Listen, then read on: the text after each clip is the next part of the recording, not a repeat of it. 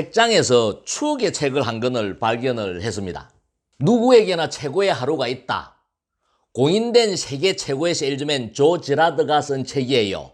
한 20년은 된 책이에요. 물론 절판이 됐고 제가 이거 한 20년 전에 책 읽었는데 추억이 있어서 우연히 책장을 넘기다가 정독해서 다 읽고 왔어요. 여러분들 조 지라드 잘 아시죠? 무려 자동차 세일즈맨으로 12년 동안 세계 기네스에 오른 사람이에요. 헨리 포드와 함께 자동차 명예의 전당에 헌액된 사람이에요. 여러분들 조 지라드 하면은 다 알고 있는 이론이 뭐예요? 250명 법칙. 조 지라드 간단하게 소개를 하면은요, 능력이 없었어요. 이것저것 하다가 아무것도 성공 못하고 40여 군데 직장 전전하다가 35살에 자동차 세일즈맨이 되었어요. 자동차 세일즈도 잘하지 못했어요. 근데 우연히 장례식장에 가서, 결혼식장에 가서 한 사람당 손님이 몇 명이나 오나라고 살펴보니까 한 사람당 한 250명 정도 온다는 것을 알았어요. 그래서 이걸 법칙으로 정했어요.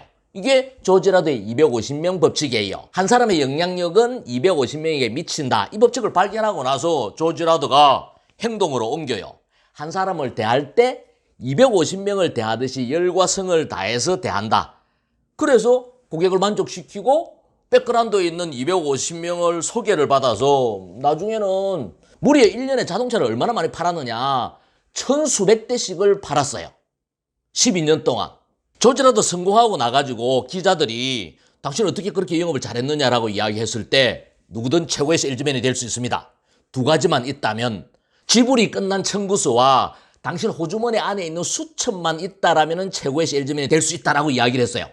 지불이 끝난 청구서는 거래관계에 해당되는 사람이에요. 내가 일상생활을 하면서 거래관계에 내가 영업을 해주면 나도 물건을 사고 뭐 이렇게 거래 행위를 하면은 내가 파는 상품도 팔아야 된다. 상호간에 그게 장사의 원리다 뭐 이런 거예요. 호주머니 안에 있는 수첩은 뭐예요? 지금은 수첩 없죠?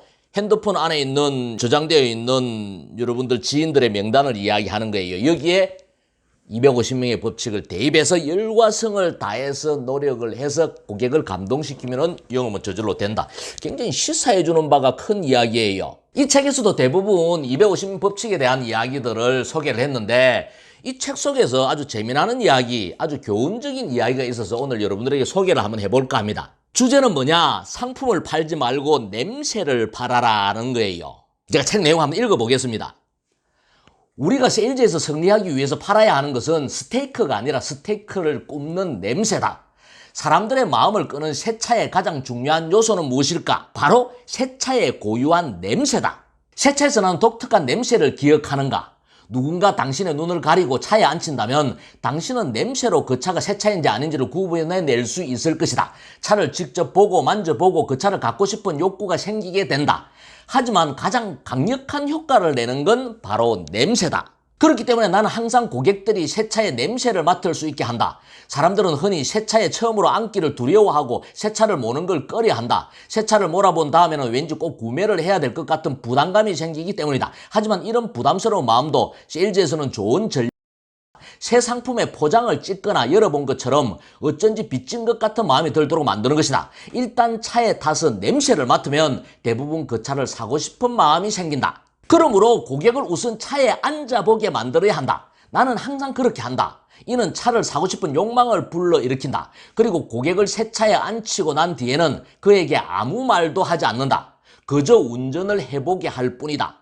소위 세일즈 전문가라고 자처하는 사람들 중 일부는 이때야말로 상품의 모든 장점을 설명할 수 있는 절호의 기회다라고 말하기도 한다. 하지만 나는 그렇게 생각하지 않는다. 그때는 내가 적게 말하고 그가 좀 더 냄새를 맡고 느낄 수 있도록 하는 것이 좋다. 그리고 나서 말을 걸어도 늦지 않다. 나는 그가 냄새를 맡고 느낀 뒤에 스스로 말하기를 바란다. 그래야 그가 어떤 점을 마음에 들어하고 어떤 점을 우려하고 있는지 알 수 있기 때문이다. 새 차를 살 때 느끼는 흥분은 다른 어떤 물건과도 비교하기 어렵다. 심지어 새 차를 살 때의 감정은 새로 아이를 얻었을 때의 기분과 비슷하다고 말하는 사람들도 있다. 내가 말하는 냄새란 이런 모든 감정을 총칭한다. 하지만 많은 세일즈맨들이 이를 잘 이해하지 못하고 잘 활용하지도 못한다. 당신은 냄새를 당신에게 유리하게 잘 활용해야 한다. 당신은 냄새를 당신에게 유리하게 잘 활용해야 한다. 단순히 새 차 냄새가 난다는 사실에 만족해서는 안 된다. 고객이 확실히 냄새를 맡을 수 있도록 해야 하고 흥분과 스릴을 느낄 수 있는 기회를 제공해야 한다. 어떻게 생각하세요? 상품을 팔지 말고 냄새를 팔아라는 이 말에 대해서. 여러분들이 어떤 상품을 판매하든지 간에 여러분들 판매하는 상품에 고유한 냄새가 있을 거예요. 그 냄새를 고객이 확실하게 맡게 만들어야 한다는 거예요. 여러분들이 냄새가 없는 상품을 판매하는 일을 한다면 느낌을 느끼게 만들어야 한다는 거예요. 여러분들이 판매하는 상품을 통해서 고객이 흥분과 스릴을 느끼게 만들어야 한다는 거예요. 이 흥분과 스릴, 이 느낌, 이 냄새를 잘 파는 사람이 최고의 영업인이 될 수 있다는 조지라드의 교훈을 명심하시기 바랍니다.